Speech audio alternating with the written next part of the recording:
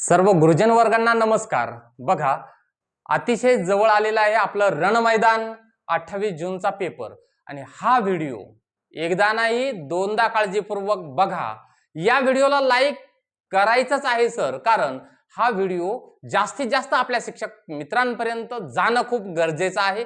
कारण या व्हिडिओच्या माध्यमातून तुम्ही संपूर्ण व्हिडिओ बघितला ना तर तुमच्या लक्षात येईल की क्वेश्चन कशा पद्धतीचे असतात आणि जे प्रश्न तुम्हाला अपेक्षितही नाही हे प्रश्न तुम्हाला काय होणार आहेत परीक्षेला ॲज इट इज दिसून येण्याचे चान्सेस वाढणार आहेत किंवा अशा स्वरूपाचे प्रश्न तुम्हाला निश्चित कामाला येणार आहेत। प्रश्न फक्त सगळे आणि काळजीपूर्वक पाहायचे आहेत। आपण काही खूप सारे प्रश्न काढले नाहीत, 500 प्रश्न काढलेले निश्चितच नाहीयेत, पण तुम्हाला कामाला येणारे प्रश्न आहेत। प्रश्न कशा कशाचे आहेत तर विज्ञानाचे आणि भूगोलाचे, ते तुम्हाला सुरुवातीला दिसलं असेल आणि हे कामाला येतं सर। तर बघा, पहिला एकदम सोपा प्रश्न मी मुद्दामून घेतलेला आहे। सोपा प्रश्न, मीठ पाण्यात विरघळते, मीठ काय आहे आणि पाणी काय आहे? ज्या वेळेला एखादं द्रावण बनत असतं त्यासाठी आपण द्राव्य आणि द्रावक असं म्हणतो। मग द्राव्य आणि द्रावक, मग मिठाला काय म्हणायचं तर मिठाला द्राव्य म्हणायचं सर। आणि पाणी काय आहे तर पाणी आहे द्रावक। म्हणजे पर्याय क्रमांक 4 हे काय होणार आहे, याचं अचूक उत्तर होणार आहे। पुढच्या प्रश्नाकडे आपण जाऊयात, जास्त वेळ आपण निश्चितच काढणार नाहीयेत। हे सगळं आता तुम्हाला माहिती आहे, पीएच म्हणजे सामू आणि तो काय असतो न्यूट्रल अवस्थेमध्ये, त्याचा जो काही अंक असतो तो असतो 7 आणि 1 ते 7 पर्यंत काय असतो तो तर ऍसिडिक म्हणजे आम्लयुक्त असतो आणि 7 पासून 14 पर्यंत काय असतो तो अल्कधर्मी असतो, तर आम्लारी धर्मी असतो। तर 1 ते 14 पासून काय असतो आपण पीएच दाखवतो सर्वसामान्यपणे, 1 ते 14 अंकापर्यंत पीएच हा दाखवला जातो। 7 जर त्याची व्हॅल्यू असेल तर पीएच कसा असतो, कोणत्याही पदार्थाचा न्यूट्रल असतो म्हणजे उदासीन असतो। हे सगळं आपल्याला माहिती आहे। पण प्रश्न मी एकदम साधा बनवलेला आहे, पण बऱ्याच जणांना असं वाटेल की हा प्रश्न आला नेमका कुठून, विचारला जाऊ शकतो का, विचारला जाऊ शकतो परीक्षेला। पीएच म्हणजेच काय तर सर, पीएच म्हणजे काय, potential of hydrogen, physical hydrolysis, power of hydrogen की 1 व 3 बरोबर, म्हणजे हे आणि हे बरोबर आहे का। बघा, असे पर्याय आले की आपण कन्फ्युजन होऊ शकतो। यामध्ये एच म्हणजे हा हायड्रोजन घटक आहे, हे निश्चितच आहे। हा हायड्रोजन घटक आहे, हायड्रोजन घटक आहे, हे निश्चितच आहे। हायड्रोलिसिस निश्चितच गेलेला आहे। मग आता यापैकी काय बरोबर, पोटेन्शियल आणि पॉवर यांचा मिनिंग सर सेम टू सेमच होतो। यालाच पोटेन्शियल ऑफ हायड्रोजन किंवा पॉवर ऑफ हायड्रोजन असंही म्हटलं जातं। म्हणून पीएच म्हणजेच काय तर पर्याय 1 व 3 ही दोन्ही पर्याय जे आहेत ते बरोबर आहेत। व्हिडिओ जर आवडला तर आताच लाईक करून ठेवा आणि पुढच्या प्रश्नाकडे चलूयात आपण। कीटकभक्षी वनस्पतींचा शोध कोणी लावला, हा प्रश्न आहे। तर कीटकभक्षी ज्या वनस्पती आहेत, काही वनस्पती ज्या काय करतात की आपली नायट्रोजनची गरज भागवण्यासाठी कीटकांना खात असतात। म्हणजे ज्या जमिनीमध्ये नायट्रोजन कमी प्रमाणात असतं अशा वनस्पती कीटकांना खातात आणि आपली नायट्रोजनची गरज भागवत असतात।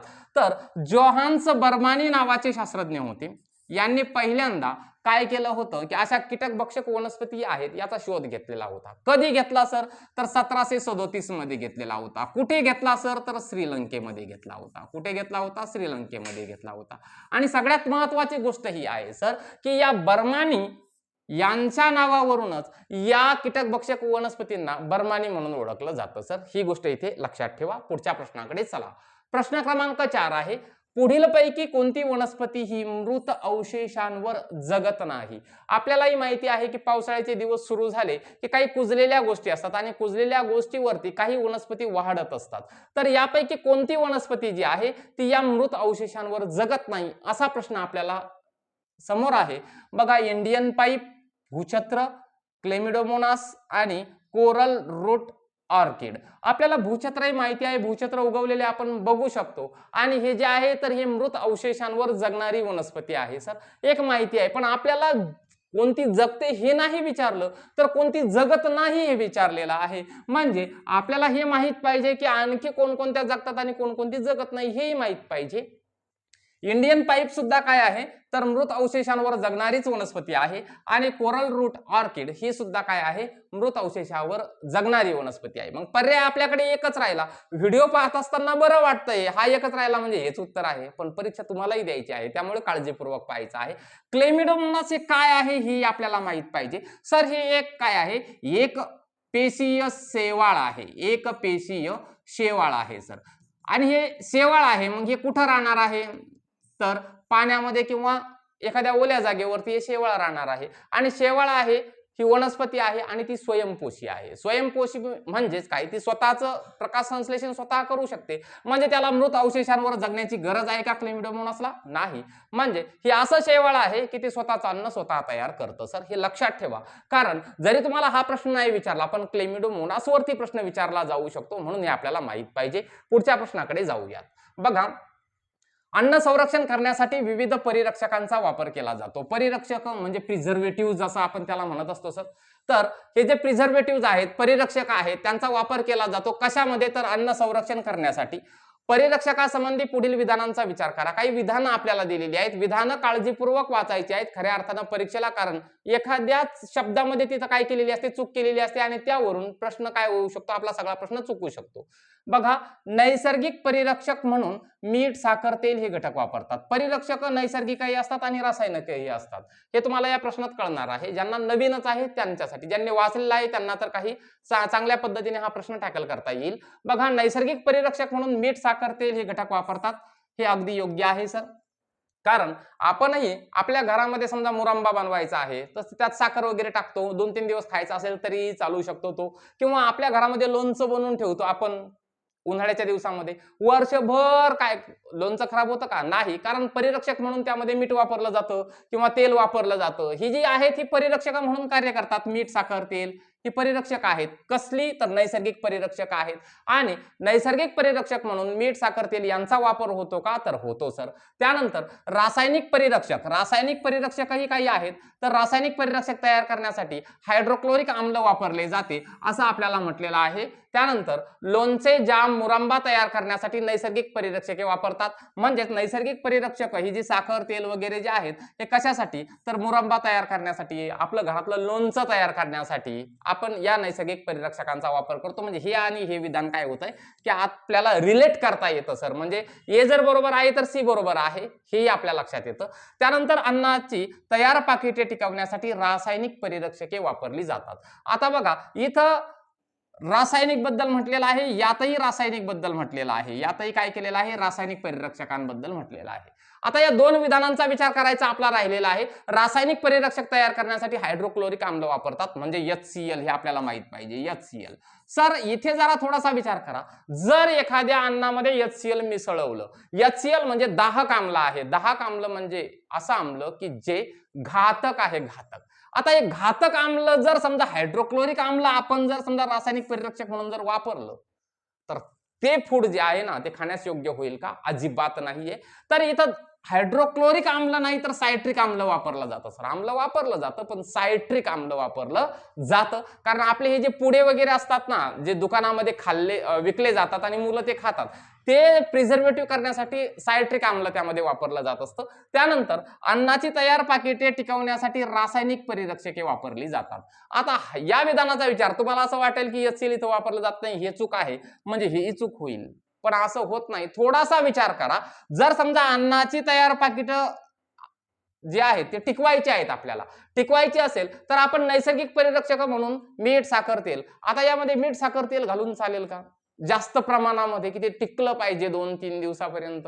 तर असं होणार नाही. आपण डीमार्ट वरनं वगैरे खरेदी करतो, काहीतरी पॅकिंग साहित्य तिथनं आणत असतो, ते नंतर खात असतो. तर मग इथे नैसर्गिक परिरक्षक जर समजा काय आहे की तुमच्या घरच्यांनी तुम्हाला 4 दिवस टिकण्यासाठी म्हणून घरून डबा बनवून दिलेला आहे आणि त्यामध्ये काय केलेलं आहे की भलभक्कम मीठ टाकून दिलेलं आहे, म्हणजे खारट होणार नाही का, ते गोडच होणार नाही का साखर जास्त टाकली तर असं करता येत नाही. तर त्यासाठी रासायनिक परिरक्षक वापरले जातात. आणि रासायनिक परिरक्षक म्हणजे काय, तर मी तुम्हाला इथेही सांगितलेलं आहे, त्यामध्ये सायट्रिक आम्ल वापरलं जातं. म्हणजे हेही विधान काय आहे, योग्य आहे. म्हणजे पर्याय विधान नंबर 1, विधान नंबर 3 आणि विधान नंबर डी हे काय आहेत, बरोबर आहे. ACD बरोबर आहेत. फक्त बघा, ACD पर्याय क्रमांक 4 हे याचं अचूक उत्तर आहे. आणि तुम्हाला हार्डर लेवलवर क्वेश्चन विज्ञानामध्ये या पद्धतीने विचारले जाऊ शकतात. जर समजा यावर प्रश्न विचारला, चुकता कामा नये सर. पुढच्या प्रश्नाकडे आपण जाऊयात. पुढीलपैकी कोणती सदिश राशी नाही विचारलेला आहे, म्हणजे कोणती राशी ही अदिश आहे हे आपल्याला माहित पाहिजे. तर यामध्ये खूप सारा गोंधळ करून घेऊ नका. तर सदिश राशी कोणकोणत्या आहेत? सदिश राशी नाही विचारलेला आहे. विस्थापन, त्वरण आणि संवेग या काय आहेत, सदिश राशी आहेत आणि घनता ही जी आहे ही अदिश राशी आहे. म्हणजे या प्रश्नासाठी तुमचं घनता हे काय होणार आहे, अचूक उत्तर होणार आहे. तर त्यासाठी ह्या गोष्टी लक्षात ठेवा. अदिश राशी आहेत कोणत्या, काळजीपूर्वक ऐका. अदिश राशीमध्ये आपल्याला लांबी, रुंदी, क्षेत्रफळ, वस्तुमान, तापमान, घनता, कालावधी आणि कार्य या आहेत सर अदिश राशी. सदिश राशी कोणकोणत्या आहेत, तर वेग, विस्थापन, त्वरण, बल, संवेग, वजन, चुंबकीय क्षेत्र आणि विद्युत क्षेत्र या आहेत सर सदिश राशी. या गोष्टी लक्षातच पाहिजे. एकदा रिव्हाइज करून जा, कारण यावर प्रश्न बनवू शकतो म्हणून प्रश्न घेतलेला आहे. सोपं जरी वाटत असलं काही गोष्टी तरी तिथे कन्फ्युजन होतं. सदिश कशाला ना अदिश कशाला म्हणतात, होतं कन्फ्युजन. आमच्या सारख्यांचंही होतं. म्हणजे मी काही मोठा ज्ञानी माणूस नाहीये, पण जे वाचून जातात, ज्यांचा खूप अभ्यास आहे, तेही कन्फ्युज होतात अशा गोष्टींमध्ये. म्हणून सांगतो रिपीट वाचून जा सर. पुढच्या प्रश्नाकडे बघायचं आहे आपल्याला. पृथ्वी आणि चंद्र यावर आपले वजन व वस्तुमान याविषयी पुढील विधानांचा विचार करून अचूक विधान निवडा. बघा प्रश्न काळजीपूर्वक वाचायचा, पर्यायही काळजीपूर्वक वाचायचे आहेत आपल्याला. पृथ्वी आणि चंद्र यांच्यावर आपले वजन आणि वस्तुमान, म्हणजे आपण आपलं स्वतःचं वजन आणि वस्तुमान यावर आधारित प्रश्न तयार केलेला आहे. आपले पृथ्वीवर वजन व वस्तुमान चंद्रापेक्षा जास्त असेल, आपले चंद्रावर वजन कमी भरेल मात्र वस्तुमान जास्त असेल असं म्हटलेलं आहे. आपले पृथ्वीवर व चंद्रावर वजन सारखेच असेल मात्र वस्तुमान वेगळे असेल. आपले पृथ्वीवर वजन चंद्रापेक्षा जास्त भरेल मात्र वस्तुमान दोन्ही ठिकाणी सारखेच असेल. आता हे सगळं काही वाचलं की सगळं कन्फ्युजन होतं की नाही. यामध्ये आपल्याला काय म्हटलेलं आहे सर, याकडे जरा फोकस करा. वजन आणि वस्तुमान, ज्यांना ही संकल्पना क्लिअर आहे की गुरुत्वाकर्षणानुसार, कशानुसार, तर गुरुत्वाकर्षण जे आहे हे काय आहे, चंद्रावरही आहे आणि पृथ्वीवरही आहे, पण ते वेगवेगळ्या प्रमाणामध्ये आहे. तर या गुरुत्वाकर्षणानुसार वजन जे आहे ना सर हे बदलू शकतं, पण वस्तुमान जे आहे ना सर हे वस्तुमान कुठेच बदलत नसतं. म्हणजे जिथे गुरुत्वाकर्षण सुद्धा नाही तिथे सुद्धा वस्तुमान बदलत नाही, वजन बदलू शकतं. म्हणजे आपल्या पृथ्वीवर वजन जरी वेगळं असलं, आपलं चंद्रावर वेगळं भरू शकतं काय, वजन, पण वस्तुमान जेवढं इथे आहे ना तेवढं चंद्रावर असणार आहे. आता पर्यायांकडे चला. बघा आपले पृथ्वीवर वजन व वस्तुमान चंद्रापेक्षा जास्त असेल. वस्तुमान जास्त असेल का, नाही, पर्याय गेला. आपले चंद्रावर वजन कमी भरेल मात्र वस्तुमान जास्त असेल. वस्तुमान बदलतं का सर, नाही बदलत, पर्यायच गेला. आपले पृथ्वीवर व चंद्रावर वजन सारखेच असेल मात्र वस्तुमान वेगवेगळं असेल. वस्तुमान वेगवेगळं असू शकतं का सर कधी, तर नाही, ते सगळीकडे सारखंच असतं. मी आताच सांगितलं, आपले पृथ्वीवर वजन चंद्रापेक्षा जास्त भरेल. अगदी करेक्ट आहे, कारण पृथ्वीचं गुरुत्वाकर्षण हे चंद्राच्या गुरुत्वाकर्षणापेक्षा जास्त आहे, म्हणून पृथ्वीवर वजन हे जास्त भरणार आहे. मात्र वस्तुमान दोन्ही ठिकाणी सारखेच असेल. वस्तुमान बदलतं का, नाही, म्हणजे करेक्ट पर्याय आहे पर्याय क्रमांक 4. म्हणून आपल्याला फक्त एवढ्या नॉलेजची गरज आहे सर की वस्तुमान बदलत नाही, गुरुत्वाकर्षणानुसार फक्त वजन बदलत असतं. चला पुढे जाऊयात. 1 घनफूट पाणी म्हणजे किती लिटर पाणी. प्रश्न एकदम साधा आहे, पण डायरेक्ट परीक्षेला आला कन्फ्यूज होणार, कन्फ्यूज करणारही नाही मी तुम्हाला.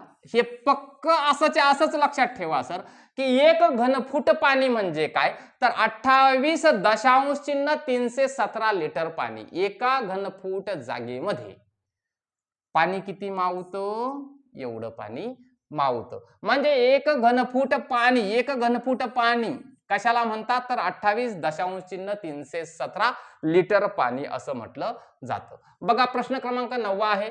एका हमालाने 5 न्यूटन जोर देऊन फ्रीज उचलला व 10 मीटर दूर नेल्यास, असल्यास नाहीये, नेल्यास आहे हा सर, नेल्यास गाडीजवळ नेला तर त्या हमालाने किती कार्य केले.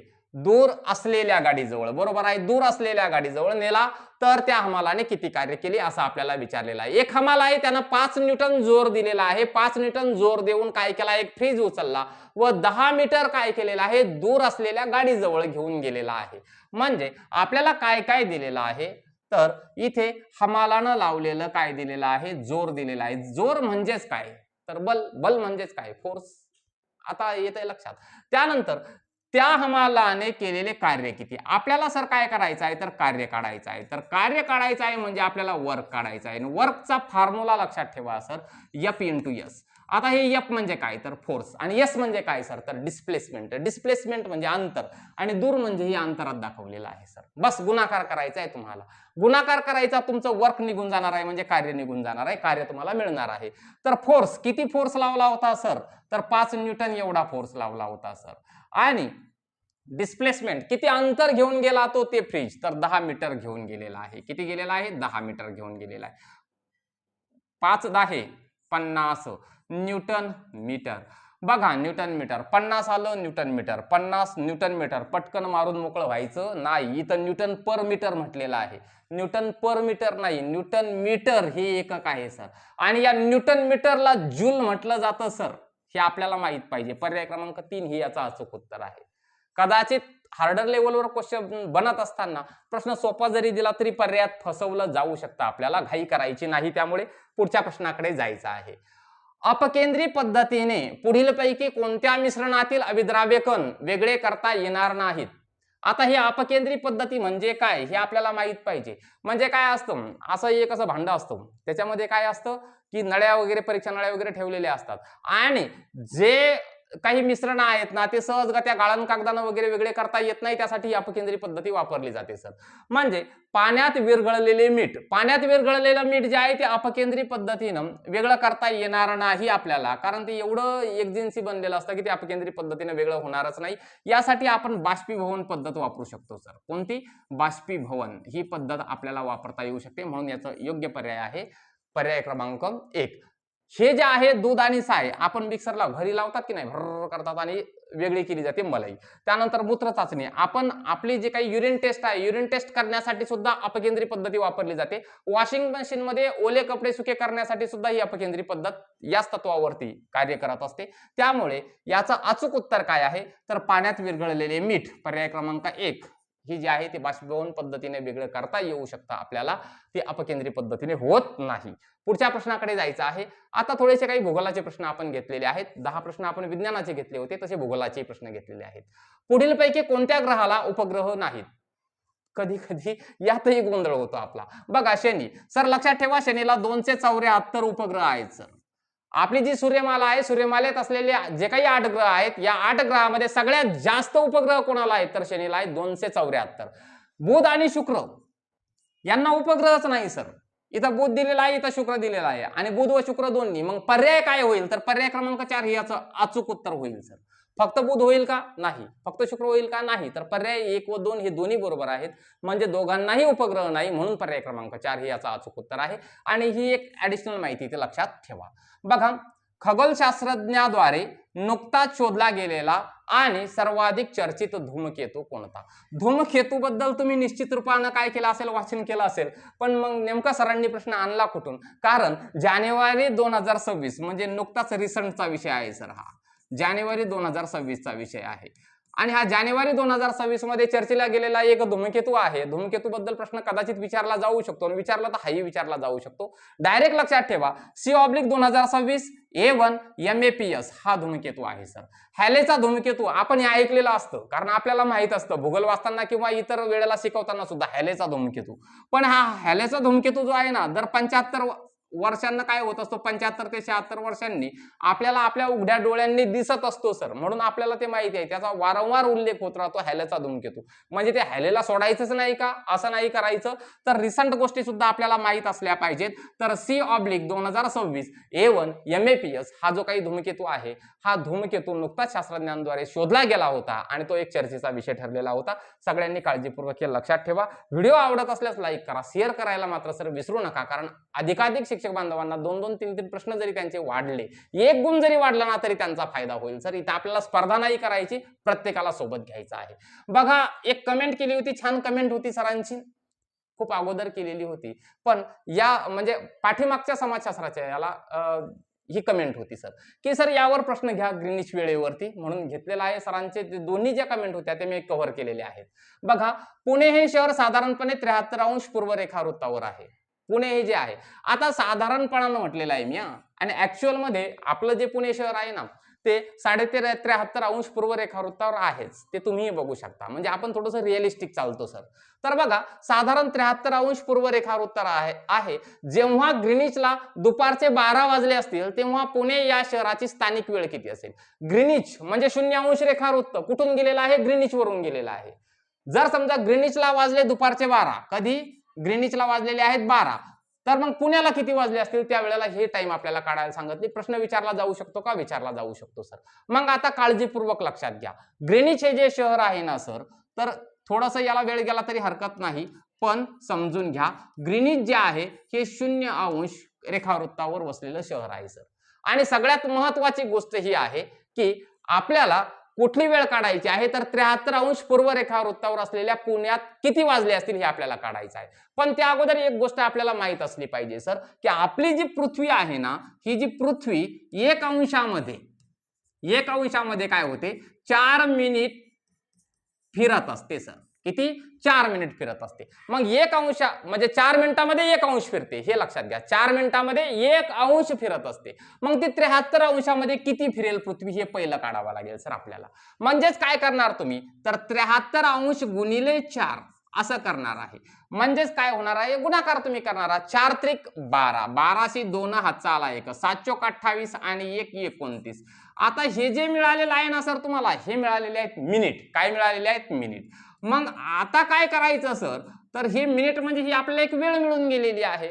याचाच अर्थ काय आहे की जर समजा ग्रीनिचला 12 वाजलेले आहेत, ग्रीनिचला 12 वाजलेले आहेत, तर या रेखावृत्ताची जी वेळ आहे ही 292 मिनिट काय असणार आहे, तर पुढं असणार आहे, हे लक्षात घ्या. बघा 292 मिनिट आहेत, याला काय करायचं आहे सर तुम्हाला, तर याला करायचं आहे तुम्हाला 60 ने भाग द्यायचा आहे. कशाने भाग द्यायचा? 60 ने भाग द्यायचा आहे. का 60 ने भाग द्यायचा आहे? कारण आपण मिनिटाचं रूपांतर तासामध्ये करणार आहोत सर, यासाठी. बघा 60 ने भाग दिला तर 6 चोक 24 म्हणजे 4 तास. 4 तास झालेले आहेत, काही मिनिट उरणार आहेत, तर मिनिट उरतात किती? 240 मिनिट म्हणजेच काय? 4 तास. आणि 292 मधून तुम्ही 240 जर वजा केले तर शिल्लक काय राहतं, तर 52 ही मिनिटे शिल्लक राहतात. म्हणजे 4 तास आणि 52 मिनिटे, याचाच अर्थ काय आहे? 292 मिनिटे. म्हणजे 4 तास आणि 52 मिनिटे. 4 तास आणि 52 मिनिटे. 4 तास आणि 52 मिनिटे पण कुठे? तर पुढे असणार आहे. म्हणजेच काय होणार आहे की या पुणे शहराला दुपारी 4:52 होणार आहेत. हे काळजीपूर्वक लक्षात घ्या. आता दुपारी आणि सकाळी हे ठरवायचं कसं असतं, तर ते जे स्थान आहे ते पूर्व रेखावृत्तावर आहे की पश्चिम रेखावृत्तावर आहे, याच्यावरून ते ठरत असतं सर. हे पूर्व रेखावृत्तावर आहे, म्हणजे सूर्य अगोदर पुण्याला आला होता, नंतर कुठे गेलेला आहे? ग्रीनिचला गेलेला आहे. त्यावरून हे ठरत असतं की आपल्याला हे जे मिळालेले तास आणि मिनिटे आहेत ते त्यामध्ये त्या 12 मध्ये ऍड करायचे, म्हणजे पुढे न्यायचे की मागे न्यायचे, हे त्यावर अवलंबून असतं. कळालं नसेल तर पुन्हा एकदा पाठीमागे घ्या, सावकाशपणाने बघा. पण हे VIMP आहे सर. हे काय आहे? VIMP, व्हेरी व्हेरी इम्पॉर्टंट हा प्रश्न तुमच्यासाठी आहे. पुढे चला. भारताची प्रमाण वेळ रिकामी जागा शहरावरून जाणाऱ्या 82 अंश 30 मिनिट पूर्व या रेखावृत्तावरील वेळेनुसार ठरवली जाते. भारताची जी काही प्रमाण वेळ आहे ना, ती कोणत्या शहरावरून गेलेल्या रेखावृत्तावरून ठरवली जाते, तर ती मिर्झापूर, उत्तर प्रदेश मध्ये आहे हे मिर्झापूर. तर मिर्झापूर या शहरावरून काय गेलेलं आहे, तर 82.5 अंश रेखावृत्त गेलेला आहे. आणि त्यावरूनच आपल्या भारताची काय ठरत असते सर, प्रमाण वेळ ही ठरत असते. पुढच्या प्रश्नाकडे जायचं आहे. भारताचे प्रमाण वेळ ही ग्रीनिच येथील वेळेपेक्षा रिकामी जागा आहे. आता ग्रीनिचला जे काही समजा 0 अंश रेखावृत्त आहे ग्रीनिचला, आणि आपण बघितलं की 82.5 अंश रेखावृत्तावर काय आहे, तर आपलं मिर्झापूर जे शहर आहे ते आहे. मग आपली जी वेळ आहे ती नेमकी कुठे असेल, तर 5 तास आणि 30 मिनिटे पुढे असेल सर. कारण आपण कुठे आहोत? पूर्व रेखावृत्तावर आहोत. त्यामुळे 5 तास आणि 30 मिनिटे ऍज इट इज हे लक्षात ठेवा सर. पुढच्या प्रश्नाकडे जायचं आहे. हवेची निरपेक्ष आर्द्रता म्हणजे काय? हवेची निरपेक्ष आर्द्रता कशाला म्हणतात, तर 1 घन सेंटीमीटर हवेमध्ये किती ग्रॅम बाष्प आहे, 1 घन मीटर हवेमध्ये किती किलो बाष्प आहे, 1 घनमीटर हवेमध्ये किती ग्रॅम बाष्प आहे, 1 घन सेंटीमीटर हवेमध्ये किती ग्रॅम बाष्प आहे. बऱ्याच जणांनी आता वाचलेलं आहे सर, आणि ज्या वेळेला पेपरला असं येतं ना, मग आपण इथे कन्फ्युज होतो पर्यायामुळे, 1 घन सेंटीमीटर की 1 घन मीटर हवेमध्ये. मग आपल्याला वाटतं 1 घन मीटर, इथं ग्रॅम दिलं, इथं ग्रॅम दिलेलं आहे, असं कन्फ्युजन होतं. कन्फ्युज अजिबात होऊ नका. तर 1 घन मीटर हवेमध्ये किती ग्रॅम बाष्प आहे यालाच म्हटलं जातं सर निरपेक्ष आर्द्रता. 1 घन मीटर हवेमध्ये किती ग्रॅम बाष्प साठवलेला आहे त्याला म्हटलं जातं निरपेक्ष आर्द्रता. ॲज इट इज लक्षात ठेवा. पुढच्या प्रश्नाकडे जायचं आहे. 1 घनमीटर हवेची निरपेक्ष आर्द्रता 10 ग्रॅम प्रति घनमीटर असून बाष्प धारण क्षमता 20 ग्रॅम प्रति घनमीटर आहे, तर हवेची सापेक्ष आर्द्रता किती? आपल्याला सर इथं सापेक्ष आर्द्रता काढायला सांगितलेली आहे. कोणती काढायला सांगितलेली आहे? तर सापेक्ष आर्द्रता काढायला सांगितलेली आहे. आपण पाठीमागे निरपेक्ष आर्द्रता म्हणजे काय हे पाहिलेलं आहे. आपल्याला निरपेक्ष आर्द्रता दिलेलीच आहे सर. तर निरपेक्ष आर्द्रता किती दिलेली आहे? निरपेक्ष आर्द्रता दिलेली आहे आम्हाला सर 10. किती दिलेली आहे? 10. आणि सापेक्ष आर्द्रता काढण्याचं एक सूत्र आहे सर. सापेक्ष आर्द्रता बरोबर निरपेक्ष आर्द्रता भागिले हवेची बाष्प धारण क्षमता. बाष्प धारण करण्याची हवेची क्षमता म्हणजे बाष्प धारण क्षमता, हवेची बाष्प धारण क्षमता गुणिले 100. हेच आपल्याला सोडवायचं आहे. निरपेक्ष आर्द्रता किती दिलेली आहे सर? तर 10 ग्रॅम प्रति घनमीटर. 10 ग्रॅम प्रति घनमीटर या पद्धतीने युनिट लिहिलं जातं. त्यानंतर त्याची बाष्प धारण क्षमता किती आहे? तर 20 ग्रॅम. 20 ग्रॅम प्रति घनमीटर एवढी आहे गुणिले 100. बघा काय होणार आहे? 10 1 10, 10 2 20. वरती काय राहिलं? हे युनिट एकमेकांना कटून गेलेले आहेत. इथे काय राहिलेलं आहे? 2 राहिलेलं आहे. 2 ने या 100ला भाग द्या. किती उरलं? 50. आणि ही जी काही सापेक्ष आर्द्रता आहे सर, या सापेक्ष आर्द्रतेला कुठलं युनिट नसतं, तर ही दाखवली जात असते सर टक्केवारीमध्ये. कशामध्ये? टक्केवारीमध्ये. म्हणजे या 100ला 2 ने भाग दिला, उत्तर आलं 50. 50% त्या हवेची सापेक्ष आर्द्रता किती असणार आहे? 50% असणार आहे सर. पुढच्या प्रश्नाकडे जायचं आहे. केंद्रित वस्ती संबंधित पुढील विधानांचा विचार करा. केंद्रित वस्ती थोडक्यात इथं लक्षात घ्या, या ज्या वस्त्यांचे प्रकार आहेत. केंद्रित वस्ती म्हणजे काय? तर एकत्र मोठं शहर जर असेल तर एकत्र अशी वस्ती झालेली असते. मग त्याचे वैशिष्ट्य काय काय असू शकतात? तर घरे जवळ जवळ असतात. करेक्ट आहे, घरं जवळ जवळ असतात. मोठं ग्राउंडही खेळायला भेटत नाही आपल्या लहान मुलांना, हो की नाही? एकदम भिंती लागून असतात. त्यानंतर सामाजिक सेवा सहज उपलब्ध असतात. बरोबर आहे, दवाखाने मेडिकल वगैरे सहजगत्या अवेलेबल असतात. किराणा दुकान असतात, कपड्यांचे दुकान असतात. सामाजिक सेवा सहजगत्या अवेलेबल असतात. त्यानंतर वस्तीतील जुन्या परिसरात रस्ते अरुंद असतात. बरोबर आहे, गाड्या लावायलाही जागा मिळत नाही. एखादी गाडी आली खूप सारं ट्रॅफिक होऊन जातं. म्हणजे वस्तीतील जुन्या परिसरामध्ये रस्ते कसे असतात? तर अरुंद असतात जुन्या वस्त्यांमध्ये. म्हणजे जी वस्ती असते, जी केंद्रित वस्ती असते आणि जो जुना परिसर असतो, इथं रस्ते खूप अरुंद झालेले असतात. म्हणजे सर्व विधाने बरोबर आहे. हे तुमचं योग्य उत्तर आहे सर. बघा हा प्रश्न आपण आपल्या ग्रुपवरती दिलेला होता. खूप सारे आमचे शिक्षक बांधव कन्फ्यूज झाले होते या प्रश्नामध्ये, म्हणून मुद्दा म्हणून घेतलेला आहे. त्यानंतर ज्वालामुखीच्या उद्रेकातून बाहेर पडलेला लाव्हारस, ते लाव्हारस झालेला आहे. लाव्हा आहे बरं, ते लाव्हा. लाव्हारस थंड झाल्यावर त्यापासून खडक तयार होतात. कोणते खडक तयार होतील बरं? ज्वालामुखीचा उद्रेक झाला, लाव्हारस बाहेर येतो. काही वेळानंतर म्हणजे खूप सारे वर्ष जातात. काही कालावधीनंतर तो थंड होतो आणि थंड झाल्याच्या नंतर तयार होणारे खडक कोणते असतात? बेसॉल्ट, संगमरवर, ग्रॅनाइट 1 व 3 दोन्ही असं म्हटलेलं आहे.